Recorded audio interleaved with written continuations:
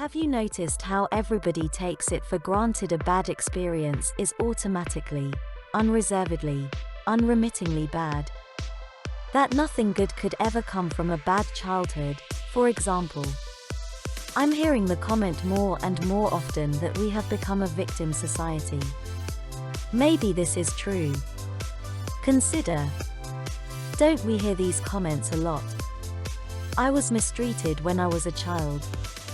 I was a lonely latchkey kid. My ancestors got a bad break, so I am. I lived in a poor, disadvantaged family. I grew up in a broken home.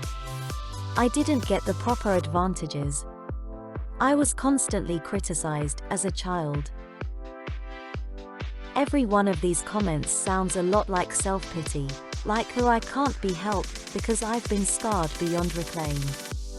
Well, maybe all the bare facts are true, but isn't it time to start looking for the positives that are buried in all that negative stuff? Example, I was mistreated when I was a child, and as a result, I learned to be a survivor, and to resist all efforts to crush my spirit. Sure, I had some hard times back then, but now, I'm both tough and sensitive. I didn't learn self-esteem then, but I've learned it as an adult, and I understand people better for it.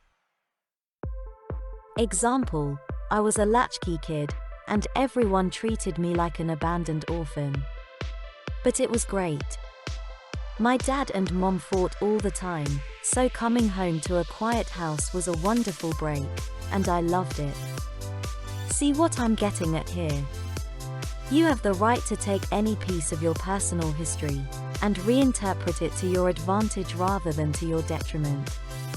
You can find ways to turn your past to your own good. Studies have shown that many children who grow up insecure tend to be unusually self-reliant as adults. You don't have to be filled with resentment, anger, or helplessness.